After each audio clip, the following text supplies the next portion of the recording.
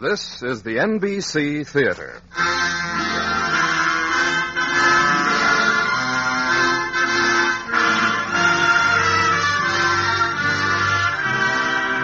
From the NBC Theater in Hollywood, a full-hour drama adapted from one of J.B. Priestley's most compassionate novels, Angel Pavement. Today's script is by Brainerd Duffield and Emerson Crocker, and as intermission commentator, the nationally known author and radio personality, John Kieran. Mr. Kieran's commentary was recorded in New York earlier this week. Here then, Angel Pavement by J.B. Priestley.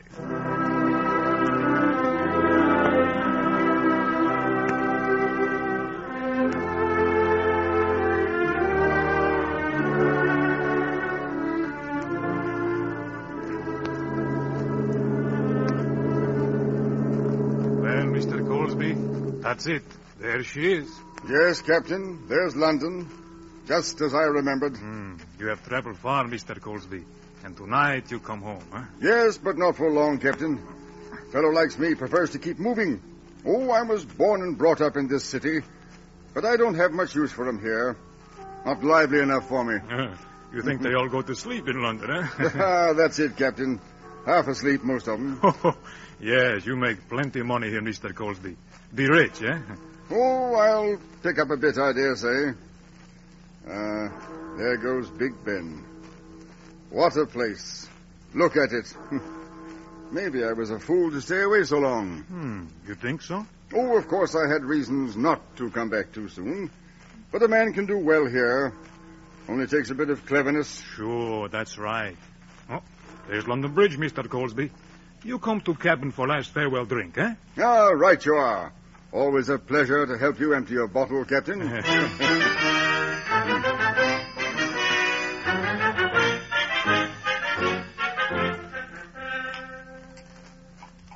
Fill 'em up, Captain. That's the way.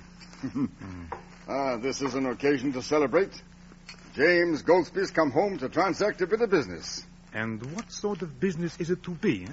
Has to do with the timber trade, you know. I mean to hook up with somebody in the same line. Out there in some dingy side street, up a rickety flight of stairs, there's an old-fashioned businessman in an old-fashioned office who's going to have me for a partner. Ha-ha. Good, honest business. That's fine. Honest? Did I say honest? Oh, come now, Captain. What about another drink, eh? Here's to my new partner, whoever he may be.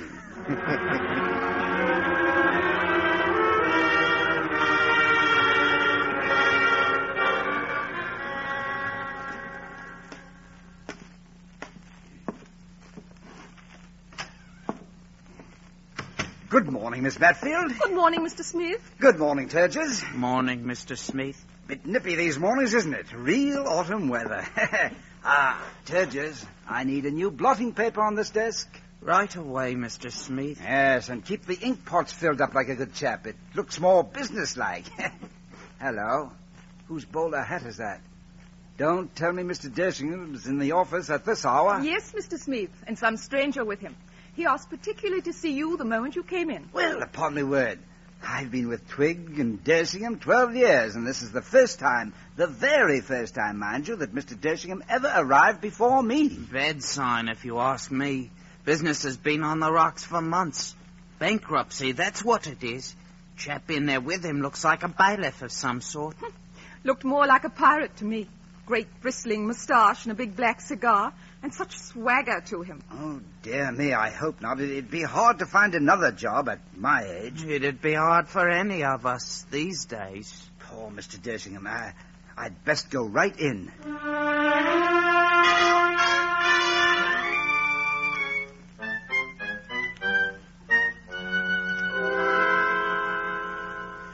So, you see, Smith, what this will mean if Mr. Golsby here can keep us supplied. Yes, indeed, sir. Take another look at those veneers and inlays in my sample case. I've got the sole agency for all the Baltic companies, and I can let you have the stuff at prices 50% lower than you've been paying. Well, it's what we've been needing, Mr. Dersingham. It is, Smith. It is indeed. I don't mind telling you, Mr. Golsby, things have been pretty slow with us lately. No, we'll soon remedy that. Now, see here, I'll come in as sort of general manager, Don't want a partnership. Can't be bothered. No. All I want is my commission. Well, that's fair enough. Only it'll have to be a jolly good commission, mind you, because I'm bringing you the business. You can count on us, Mr. Golspie. It's a tremendous stroke of luck you're coming here. How did you happen to pick on us, by the way? I found you in the directory. Twig and Dersingham. Sounded reliable. But the thing that really sold me was the address. The address? Only in London would you find a street called Angel Pavement. Ha ha! Isn't that a devil of a name? Angel Pavement? Oh, well, now that you mention it, yes, I suppose it is. Smith? Yes, sir. Yes, I suppose it is.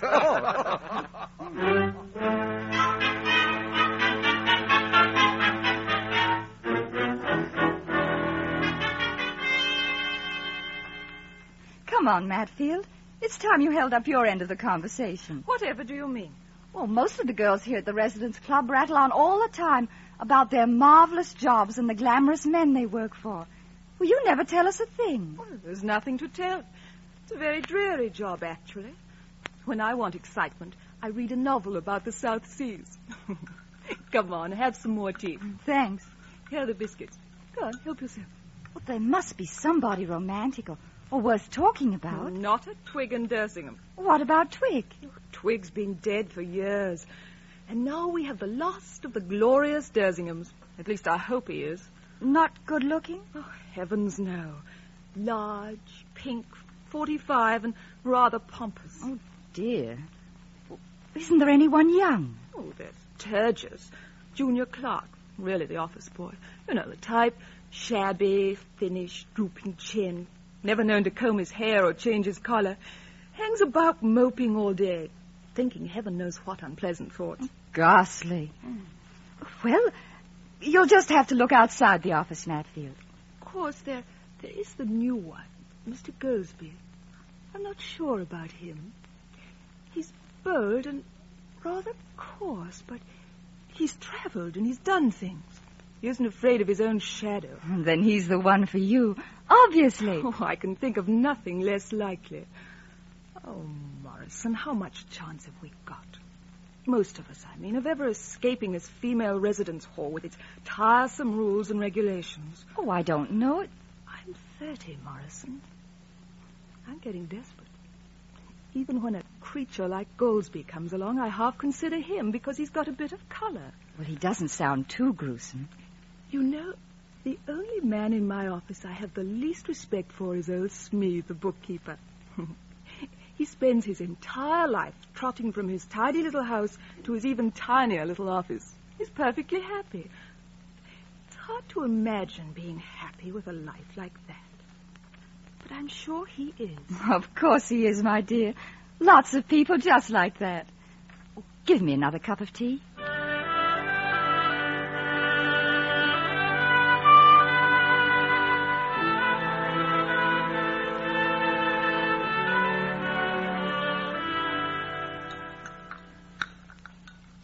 Some off for George. He's going to be late again. You're a bit late yourself tonight, Dad. Yes, I know. We had a funny day now today. then, Edna Smith, don't sit there dreaming. Pass the potatoes and the greens. Oh, careful, they're hot. Oh, you've given me too much mutton, Dad. Take some back. All right, Mother. Here, Edna, you want more than that. No, I don't. Well, you're going to have it, miss. None of this silly starving yourself, a girl your age. Mutton tastes good, Mother. I was going to tell you that... mind your hand, Dad. That's hot. Pass the gravy, Edna. Funny thing happened at the It's office. good, isn't it? But no thanks to that Louise Logan next door. Came charging in like a fire brigade just when I was getting dinner. You drove me balmy, going on about her junior. Oh, he's awful, he is.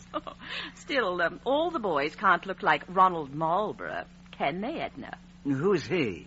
One of those movie chaps? Darling Ronald, they write, I shall die if you don't send me your photo. Yours truly, Edna Smith. Oh, Mother. I must say I call that a silly sort of game. Well, girls are silly, if you ask me. Good job for the men they are.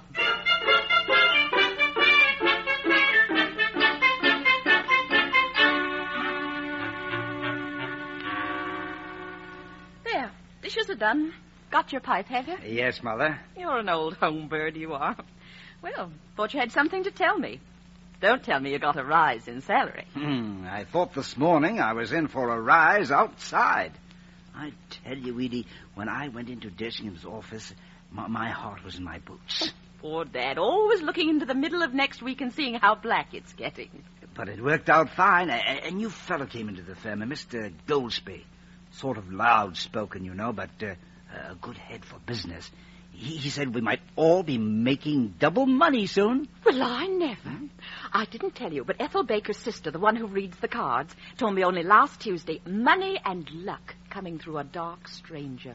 Is this man dark complexioned? Well, I never noticed what color he was. No matter, so long as he's doubling your salary. Oh, hold on now. I haven't got it yet, so don't start spending it, my girl. Oh, Dad, I suppose you'll want to put it all into insurance or the National Savings Scheme. Yes, I do. Oh, that's a miserable way to be spending money. Well, you fritter it away as it is on theaters and trips to the seaside and giving parties for those whiskey-drinking cousins of yours. Don't say a word against Fred Mitty. He knows how to enjoy himself anyway and amuse himself. I don't want to amuse myself. I like a quiet life and... Bit of fun never did anyone any harm. Here, let's have a bit of music to cheer us up. Which dial starts it? I never can remember. That one.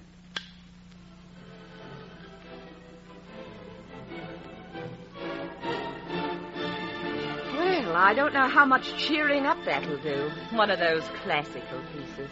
It's beautiful, Edie. That's what you like, Dad, isn't it? So, I'll just slip down to Mitty's while you enjoy it. Run along, Mother. I'm all right here. Happy as can be.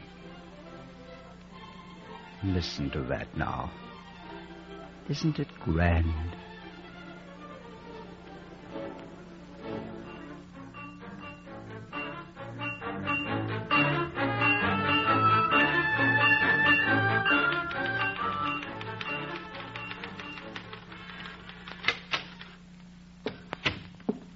Good morning, everybody. Oh, good morning, Mr. Golspie. Good morning, Good Mr. morning, Golspie. Mr. Golspie. Everybody working hard? That's the way. Shoulders to the wheel. Full steam ahead.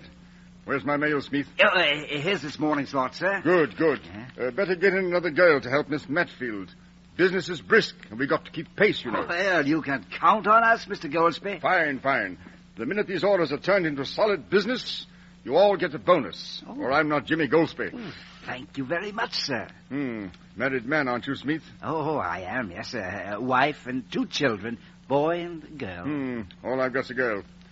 Expect her over soon from Paris. Been in school there. Your girl take much notice of you, Smith? Not much, sir, no. Seems they don't nowadays. Mine doesn't. Willful little devil. Spoilt all her life. Too good looking, that's her trouble. Doesn't take after her father, you know. Yes. Burgess, Yes, Mr. Golspie. get hold of the Anglo-Baltic people for me right away. Tell them the orders are piling up. We expect shipments right on time. Yes, sir, right away. And, Turgis, I'd like to see you perk up a little. You slouch around here looking like nothing on earth. What's the matter with you? Nothing, sir. Something on your mind? No, sir. Not married, are you? No, sir. No, I thought not. Got a girl? No, sir. I'm not surprised. Well, spruce up or you'll never get one. Yes, sir. And, how are you today, Miss Matfield? Did you type up those letters? Here they are, sir. Oh, that's the style. Hello. Is this exactly what I said? Well, matter of fact, it isn't quite. I changed was into were to make it more grammatical. Very kind of you, Miss Matfield. I don't pretend to be particularly marvelous at grammar, but it is one of the few things they taught me. I'm much obliged. Did anyone ever tell you that your eyes were particularly marvelous, Miss Matfield? No, Mr. Golspie. I'm afraid not. Well, they should have. I'll just take these grammatical letters away with me. Mr. Dersingham in his office, I suppose? He is. What business has he got trying to be funny, making personal remarks about people? He's a bit forward, isn't he? Do you like him? Well, I don't really dislike him. He's got a nasty tone of voice sometimes. I'd hate to cross his path. There, you two, get on with your work. Yes, Mr. Smee. I like Mr. Dersingham much better. He's a real gentleman, don't you think? Oh, definitely. He's a real gentleman.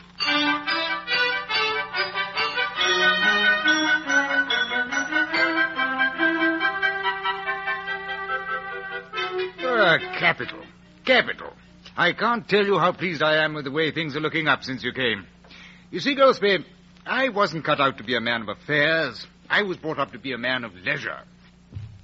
It's only by accident I find myself in the world of commerce at all. I knew you were no businessman directly I set eyes on you. Hey, yes. Yes, I wish I had your sense of humor. By the by, Mrs. Dersingham and I are giving a little dinner party on Tuesday next, and we do wish that you'd come. It's an honor. There'll be some other people I think you'd like to know, but we won't make it too formal. Just a black tie, you know? Black tie. What do you mean? Wear a dinner jacket? That's the idea. And, yes, well, 8-ish then, next Tuesday. Number 7, Barkfield Gardens. Right you are, Mr. Dersingham. I'll be there with bells on.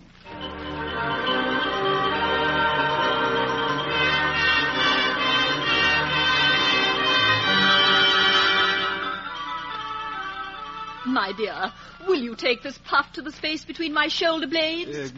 Certainly, my pet, yes. Very difficult without an upstairs maid, Charles. As a girl, I always had one. Yes, my dear, and it is no fun either, being my own valet and butler. Did you fill the decanters and set out the cigarette boxes? Yes, my pet, yes. Lit the fire, too. Really looks quite cozy down there. You help me with these cufflinks. Cozy? This awful house? Oh, Charles, I wish we could manage a place in the country. Well, my dear, perhaps we can soon. That's why we're having Golspie to dinner. He's making us prosperous. Oh, I suppose so, but I'm at my wit's end about the whole evening. Cook has been cross all day, and the new maid Agnes is so stupid. Well, there's bound to be some awful confusion at the table. Good heavens, there's the door. Yes, Golspie, I suppose. Wouldn't you know the blighter would come early? Oh, I do hope he gets along with Major Trape. Yes, the Major is a bit stuffy. Your cousin Lydia's a problem, too. Yes, I know, my dear, I know. Why doesn't Agnes go to the door? Oh, Charles, my head has begun to ache already. Well, I'll go myself now. Don't you worry, Margaret. Everything's going to go swimmingly. Now, you'll see.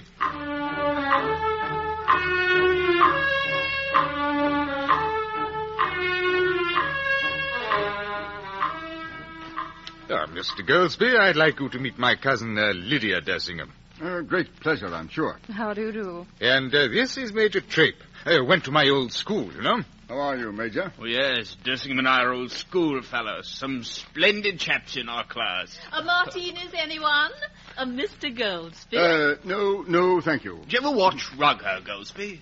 You mean football? Haven't seen a match in years. Really? Can't say I approve this new professional stuff. Dirty business. I mean, selling fellas for money and so on. It's unsporting. That so? Oh, certainly. Must be amateurs.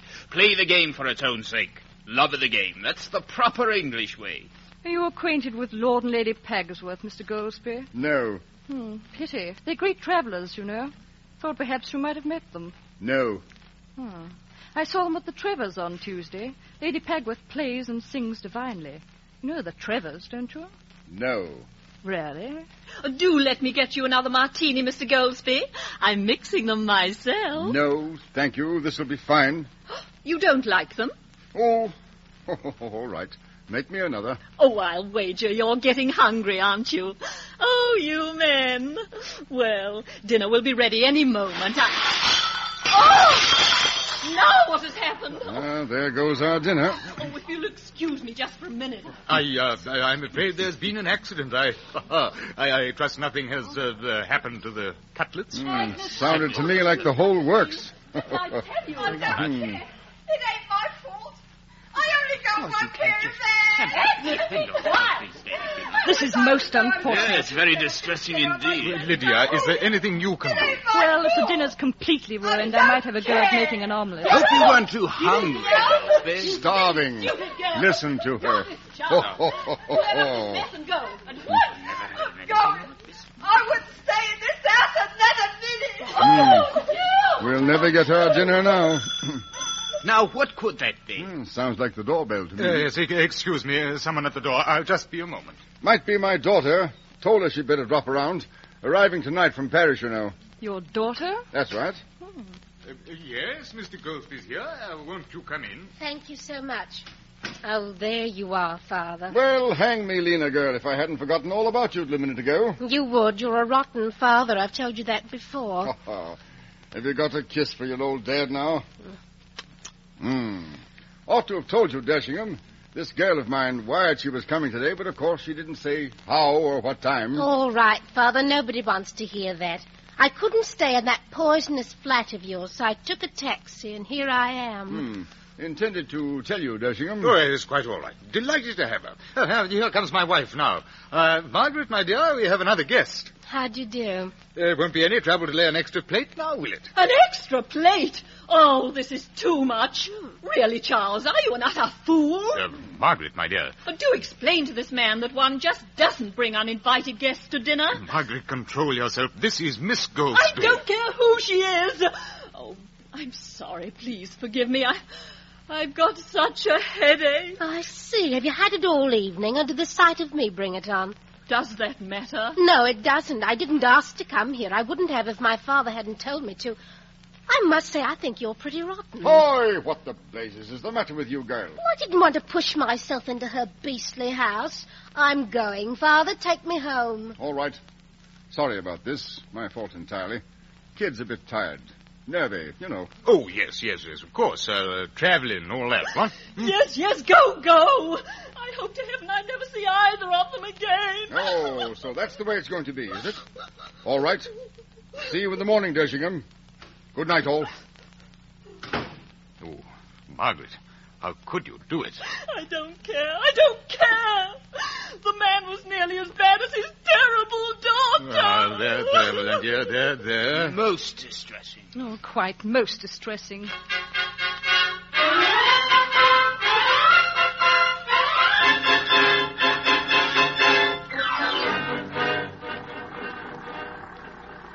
Well, they were rotten snobs, and it wasn't my fault her beastly dinner got smashed, the old cat. I bet it was the most awful muck, too. I suppose it was. And you needn't think it was only me. They didn't like you either. I could see that. Well, who said they did, young woman? I know all about them. If Dersingham's wife doesn't think we're good enough, let her go on thinking so. Bet she thinks I'm good enough to keep putting some ginger in that half-dead concern of theirs. You don't mean you're making money for those people? Now, don't you worry, my girl. The people I'm going to make money for are these people. These two people right here. Now, just you keep quiet, Miss Golspie, and leave everything to me.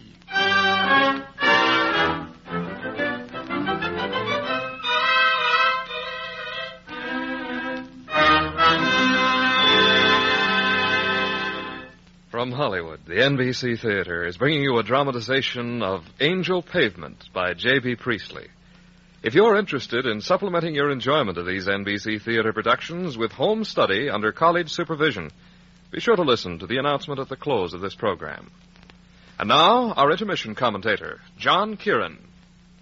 J.B. Priestley was born in the north of England in 1894.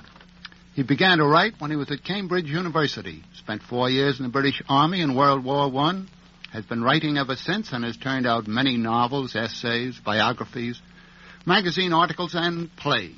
He's also been a producer, director, and actor in some of his own plays.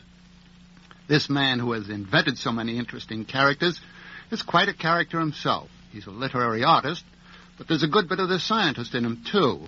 I've heard him talk of relativity, space, time, and other factors in the mathematical and speculative regions where physics and metaphysics overlap.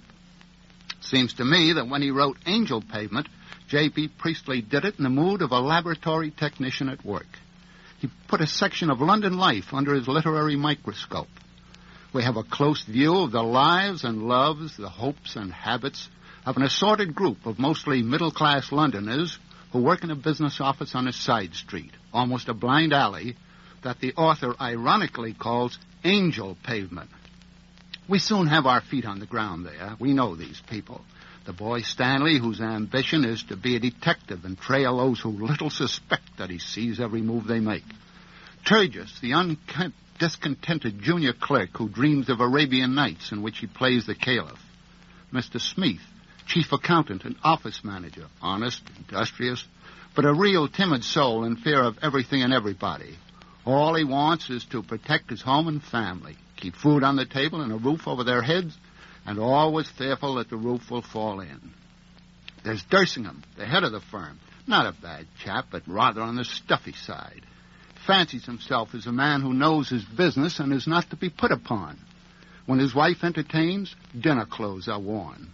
Then there is the intelligent, competent, cold, and somewhat cynical Miss Matfield, an important figure in the office and in the story.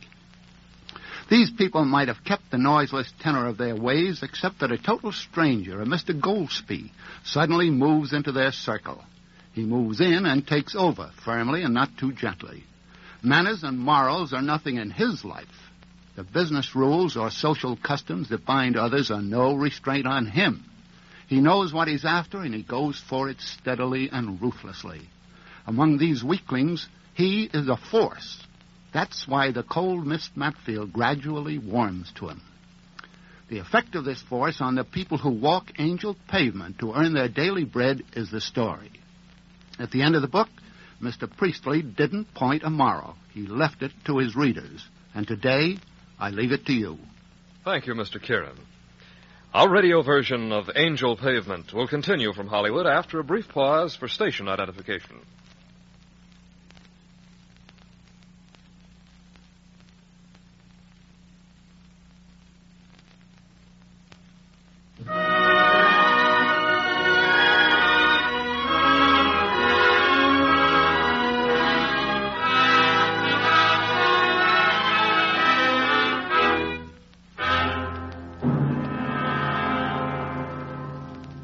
I took this opportunity, Smith, to have a word with you during Mr. Golspie's absence. Yes, sir. He's working at home today, so I thought you and I might have a chance to chat about this business arrangement. I've been wanting to talk to you, sir. There are one or two things I'd like to know. For instance, what's this arrangement with these foreign people about payments? Well, I'll be looking into that shortly, Smith, never fear.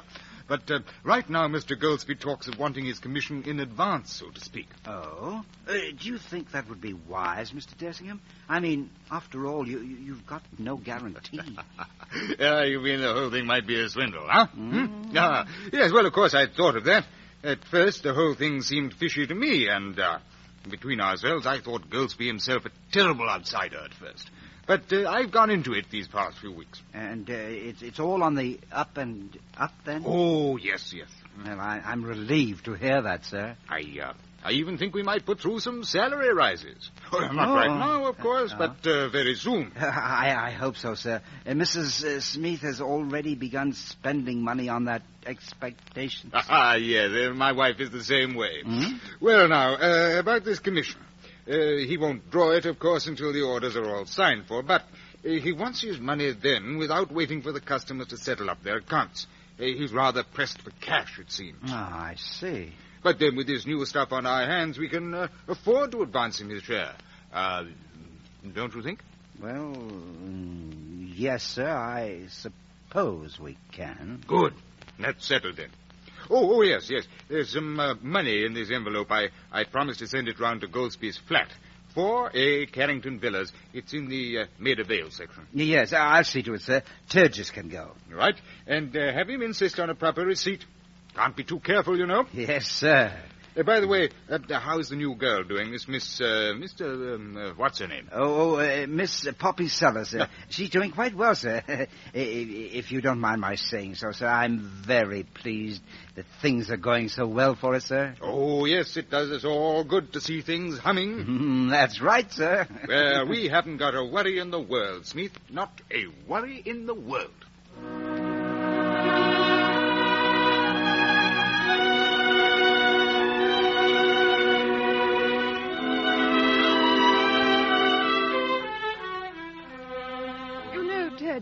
I do think you're beastly rude to little Miss Sellers. Why? What have I done to her? Oh, you hurt her feelings again this morning. And why, I can't imagine. She's a nice child, really. What's that to me? Well, I think she's rather lonely. You and she could be quite good friends. She happens to think that you are something special. Who's ever considered my feelings in this office? Oh, here she comes. See? You behave yourself now. Hello, Mr. Turgis. Here are the notes you wanted. Are they all right? Let's see. Oh, yes, they're fine. Fine. That's very neat typing, Miss Sellers. My word. We are coming on, aren't we? What have I done to deserve this? Deserve what? Well, I mean, you're being awfully polite for once, Mr. Turgis. Turgis, I have an errand for you to do. Yes, Mr. Smith. Now, take this envelope. It's got money in it, to the address I've written down here. It's for Mr. Golspie. And here's a receipt to have him sign. Yes, Mr. Smith. You needn't come back, of course. Just pop off home. Well, here's an unexpected outing, eh, Miss Sellers? I wonder what sort of home Mr. Golspie has. Well, I can't fancy that Mr. Golspie having an home at all. Seems an homeless sort of man to me.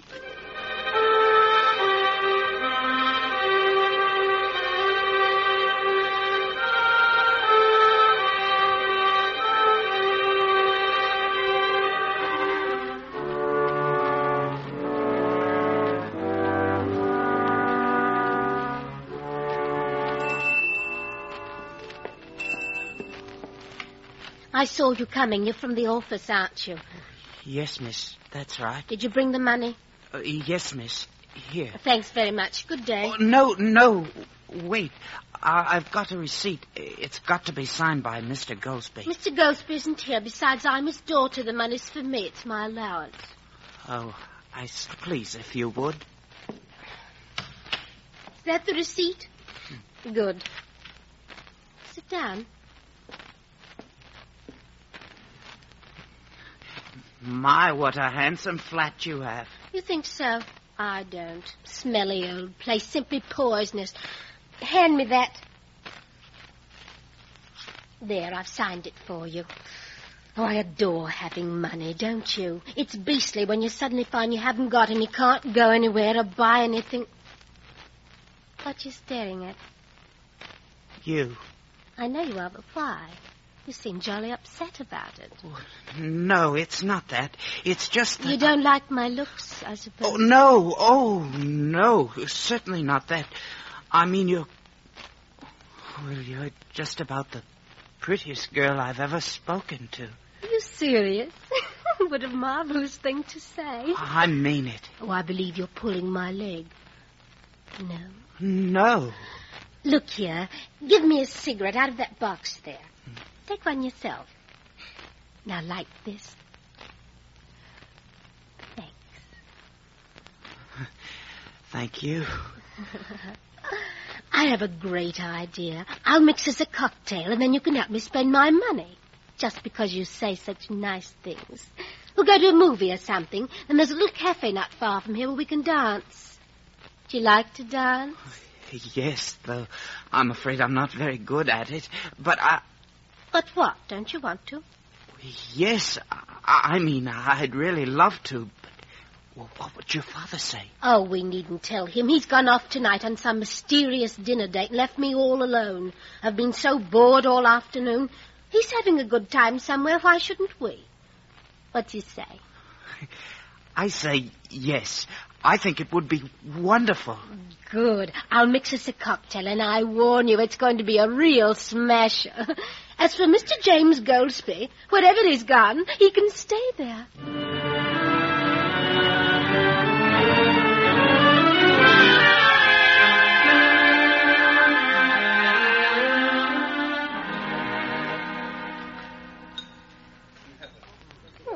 Now then, Miss Matfield, what do you say to a liqueur with your coffee? Oh, I shouldn't. But, well, all right, I will. I think I'll try a green chartreuse. Good. Yes. And, waiter, bring me a double brandy, the best. Oh, heavens, what a dinner. What do you call that wonderful stuff? You like the beef stroganoff, then, huh? Oh, yes. But so much of it. Oh, you know, it's like 15 of my club dinners rolled into one. Well, it agrees with you. You deserve a good time taking pity on an old rascal like me. Ah, here we are. Happy days. Happy days. You know something? I like you. Real style and character. Not like the rest of them down there at Twig and Dersingham. Oh, dear, I hope not. It's a wonder you stick it.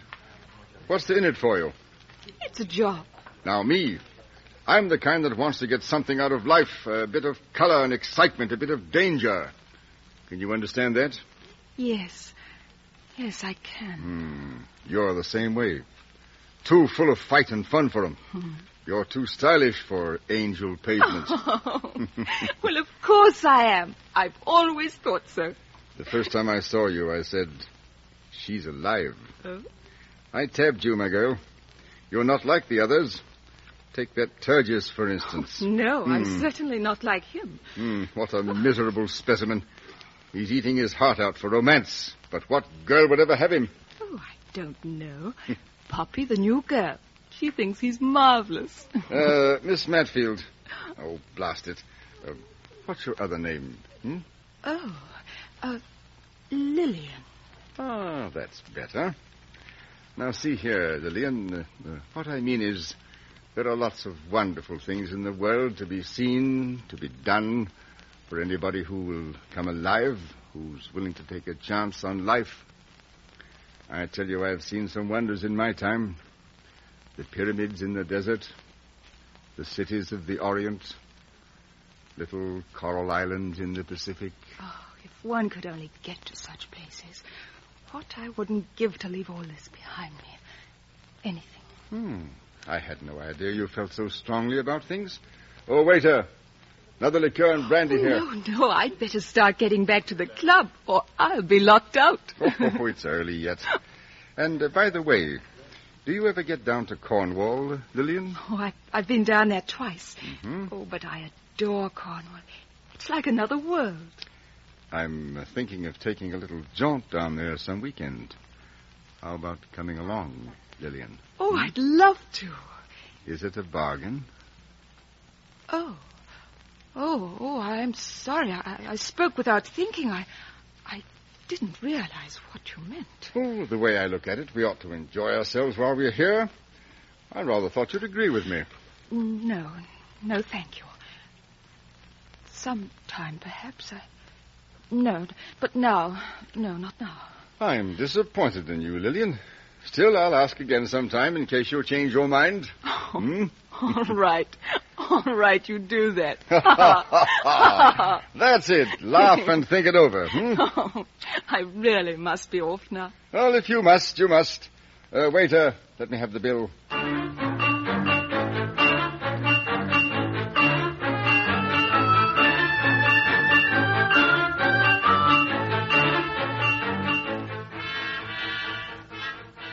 Turgis, I don't know what's come over you lately. A couple of weeks ago, you began taking some pride in your appearance and dressing well and combing your hair. Is that so, Mr. Smith? But now you're looking worse than ever. A lad like you ought to look after himself. Even if you do live in lodgings, you could find some interest, a hobby to pass the time. You have no responsibilities, no worries, only yourself to provide for. If you set about it properly, me lad, you might even find yourself a nice girl to walk out with. Never you mind about girls. Everyone always talking about girls. Now, see here, Turgis, I don't like to hear you use that tone to me. I don't care whether you like it or not. I wish you'd all leave me alone. And if you won't, well, you can just go to blazes, that's all. Well, upon my soul, everyone in this office is behaving strangely. Oh, I'll be glad to get home where at least there's peace and quiet.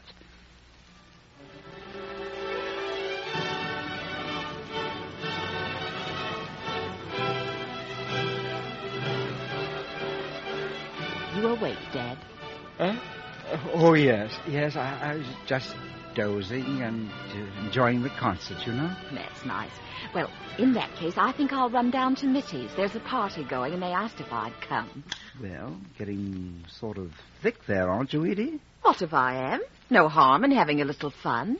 I don't like to see you acting silly, spending money left and Well, right. I'd rather be silly than mean, Herbert Smith, the way you are, pinching every penny.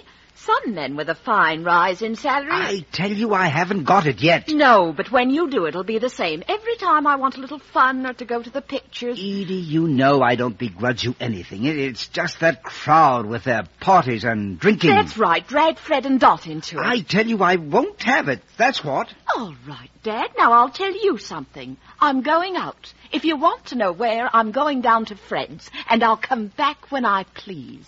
Well, see you come back sober. What's that? Oh, I'm sorry, Eddie. I didn't mean that. A bit of a joke. I heard you, Dad. It wasn't a joke. You meant it. There's only one worse thing you could say about me. I'm sorry, really. I am. It just sort of slipped out. I know. But you had no right to be thinking it, even. I tell you, Edie, I'm sorry. I'm going now, Dad. Good night. Oh, dear me, what is this world coming to?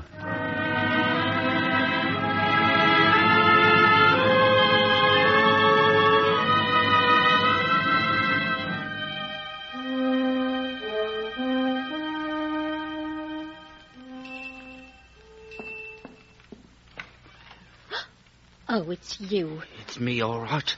Did you want to see my father about something? No, I don't. I want to see you. Lena. What do you want to see me about? Oh, you know, Lena, everything. You'd better go away. My father'll be coming back soon, any minute. No, he won't. How do you know? You don't know anything about it. I do. I know where he is. He went off in a taxi with Miss Matfield. You can't come in here. I'm coming in all the same. There. How dare you? You get away from me. You've been spying and following me about, haven't you? And writing letters, too. Ridiculous letters. What if I have? I wanted to see you. Well, I didn't want to see you, and you ought to have known it. I told you as plainly as I could I didn't want to see you anymore. Lena, why don't you? Because I don't, that's why.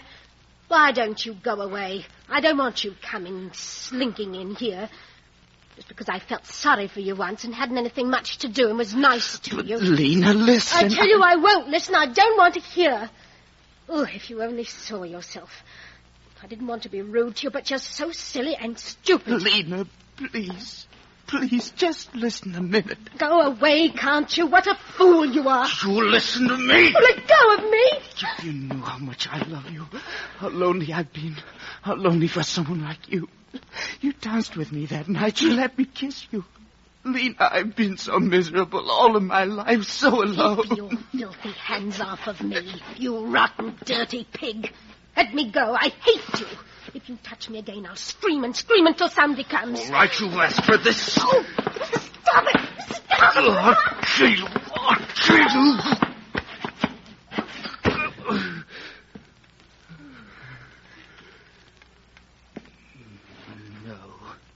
You're not dead, are you?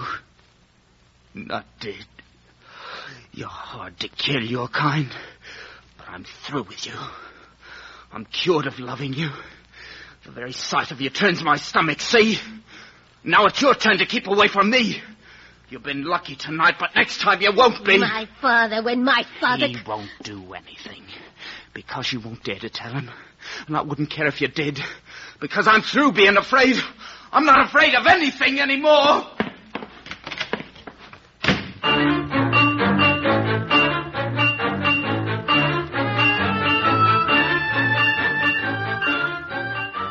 Then it will be all right, Mr. Smith. Yes, as long as you're going to the country for the weekend. Mr. Dersingham's given his permission. You needn't come in tomorrow. Oh, thank you very much. I hope you have a pleasant time in Cornwall. It's very beautiful this time of year. Thank you, Mr. Smith. Yes, in fact, everyone is going to have a pleasant time this weekend. I happen to know that Turgis and Miss Sellers have an engagement to see the Policeman's Minstrels. Oh. Yes, and I'm going to a symphony concert tomorrow while my wife entertains her cousins. Of course, I don't know what Mr. Golspie will be doing. He seldom comes to the office nowadays. I shouldn't be at all surprised if he disappeared altogether one day. Mr. Golspie? Well, I don't think he'll do that.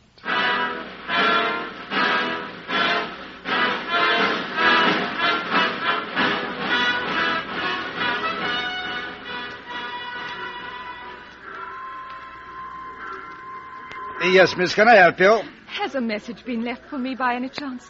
Matfield, Lillian Matfield. Sorry, nothing's been left here. Are you absolutely certain? Quite certain. Oh. That is too bad.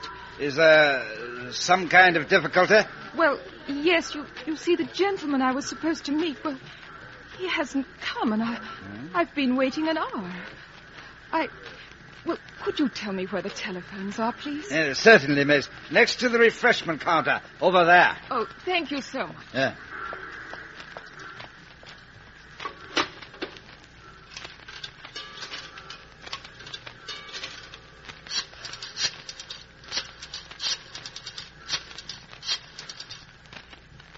Hello, is Mr. Golspie there, please?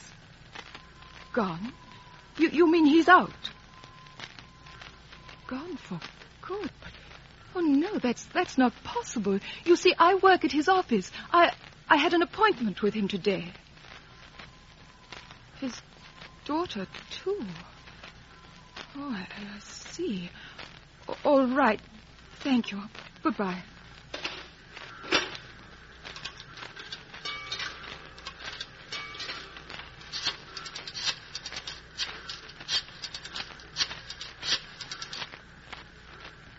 Hello? Oh, Mr. Smith, I didn't expect to catch you at the office. That's right, Miss Matfield. No, I changed my mind about the weekend. I called for... Well, I was just wondering if Mr. Golspie was there. I thought perhaps he might want me to do some letters.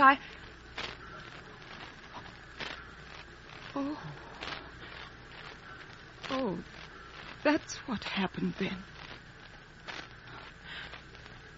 I should think so. Well, it pretty well does for all of us, doesn't it? I'll come in again on Monday. No, I'm all right, Mr. Smith. I almost made a terrible mistake, that's all. But I'm all right now. I'm all right now. Well, Miss Matfield, Monday, then, you're quite sure you're all right? Well, now, what the deuce was all that about, Smith? Miss Matfield, sir, she said she'd almost made a terrible mistake. Nobody's day, is it, Smith? But this about Mr. Golspie, sir, I'm really confused. Well, there's his letter, Smith. Read it again. Cleared out. He's hooked us. Understand? He got that whopping commission, saddled all those orders on us, and now when his Baltic firm has doubled their prices, the rotten swine runs out on us. But it isn't fair. Can't we cancel those orders? Oh, I've tried. No good. We've signed contracts, and we've got to make delivery at the prices Golspie promised. But what are you going to do, Mr. Dersingham? Nothing. Finish up. Buy what we can, deliver what we can, then... I don't know. Bankruptcy, I suppose. It's hard times for us both, eh, Smith? Yes, sir, it is. And after all these years in harness, Yes, well, I don't look forward much to going home, I can tell you. I don't know about you, Smith, but I want a drink. It's been a long time since I wanted one so badly. Let's have one while we can still pay for it, hmm? Yes, sir. Yes, well, you lock up the shop and have a few on me.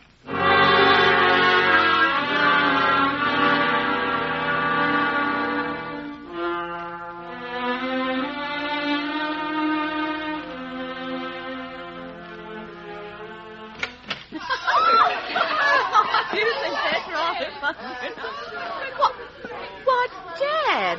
What are you doing back so early? Here's Fred and Dot and... Yeah, you've been missing some party, old man. Some party. Now, what you need is a drink. I've been working hard. All I want is some peace and quiet.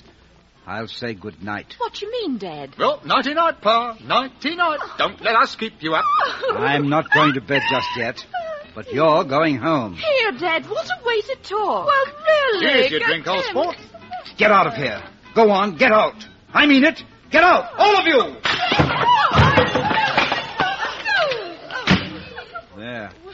There, that'll show them. Now, Mr. High and Mighty, I hope you're satisfied.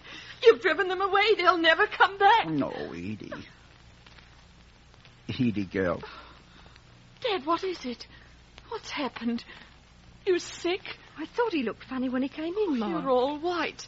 Edna, can't you get your father a glass of water? Oh, you sit down, Dad. Edie, I've lost my job. Dad, you don't mean it. You're trying to frighten me. No. It's all up with Twig and Dersingham. Golsby skipped out. Oh, poor Dad.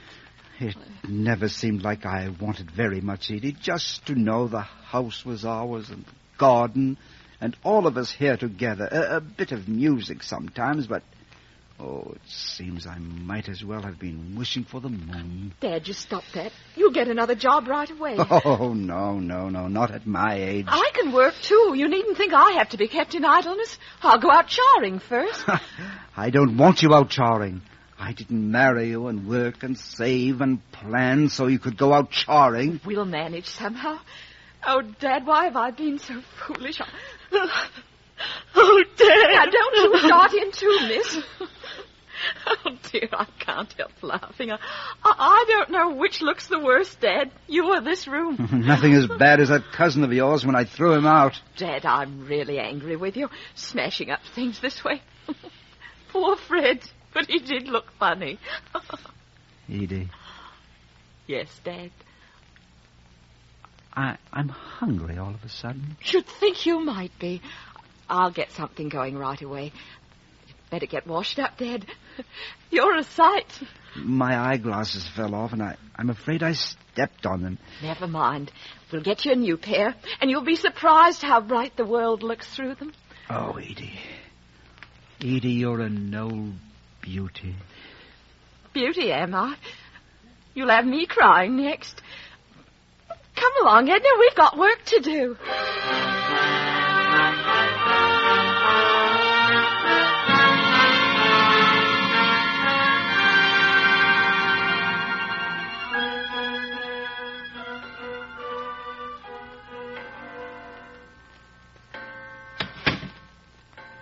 Charles, is that you? Charles?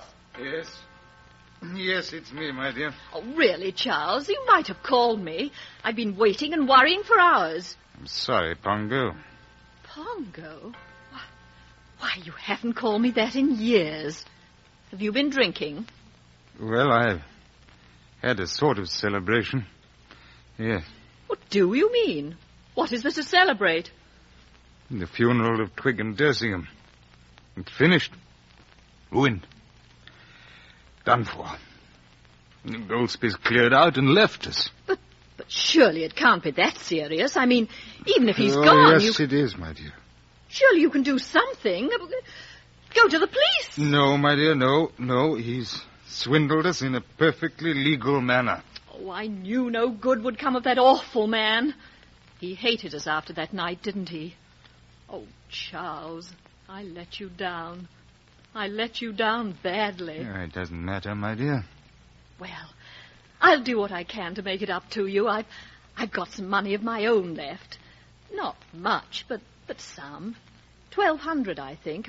We'll give this place up and find a smaller one, and I'm sure Father can help us out. Oh, Margaret, I'm so tired. I've made such a mess of things. You sit there and rest. I'm going to make us some tea. No, don't call the servants. I'll make it myself. But before I go, I want to ask you one question. Do you love me? Well, as a matter of fact, I do, but I don't feel this is the time to say so. Of course it is. This is the time. Now is the time it counts. Bless you. We'll be all right, Margaret. Won't we? Of course we will, my dear. Of course we will.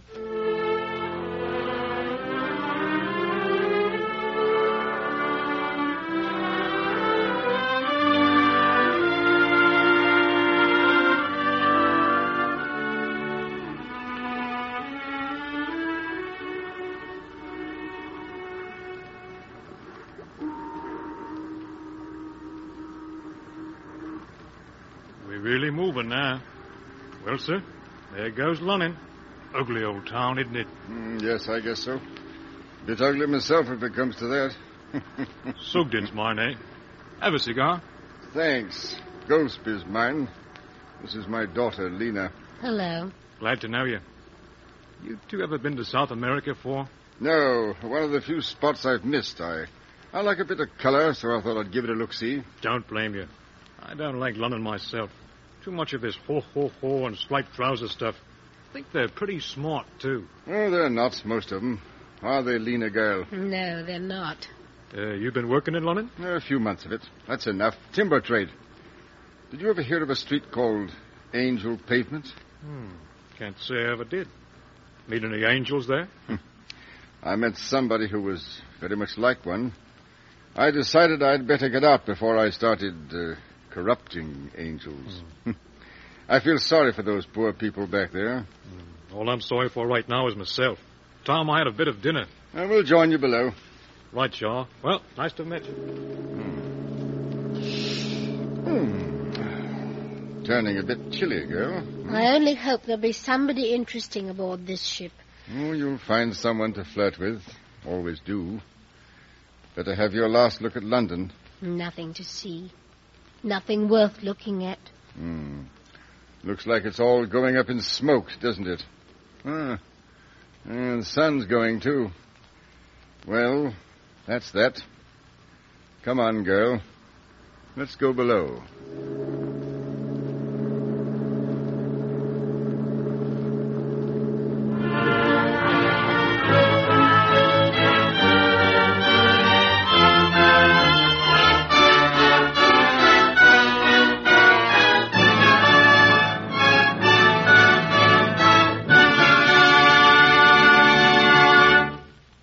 You have been listening to Angel Pavement, an NBC theater production of the novel by J.B. Priestley.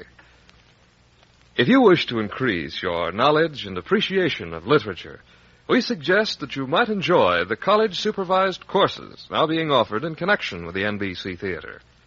For full information, write to NBC Theater in care of one of the following universities or colleges: the University of Louisville, Louisville, Kentucky; the University of Tulsa, Tulsa, Oklahoma; Kansas State Teachers College, Pittsburgh, Kansas; Washington State College, Pullman, Washington; the University of Arizona, Tucson, Arizona; Texas College of Arts and Industries, Kingsville, Texas; and Brooklyn College, Brooklyn, New York.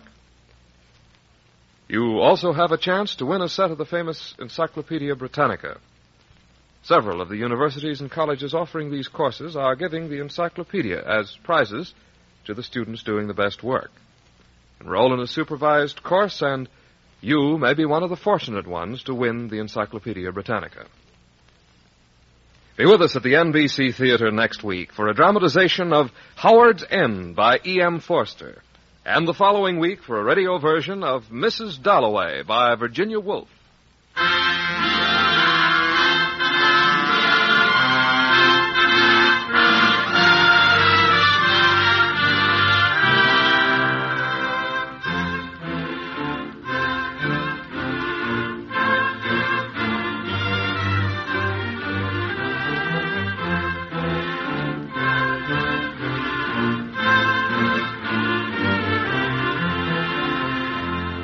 Angel Pavement was adapted for the NBC Theater by Brainerd Duffield and Emerson Crocker.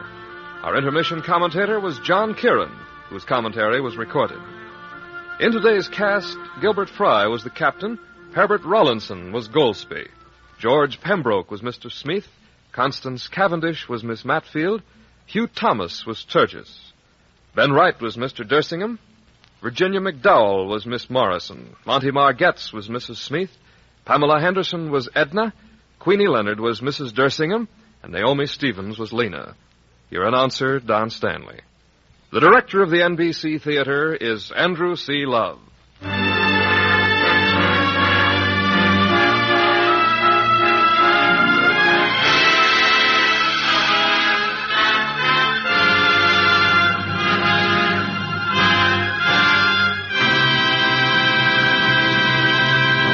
This program came to you from Hollywood. What's on NBC today? Later today, you'll hear the laugh-packed Phil Harris, Alice Faye show, and the exciting Adventures of Sam Spade. You'll enjoy a fun-filled half hour with Phil, Alice, Julius, and Frankie, and then you'll want to stay tuned for further entertainment during Sam Spade's latest caper. Both these great shows are yours for the dialing today on NBC.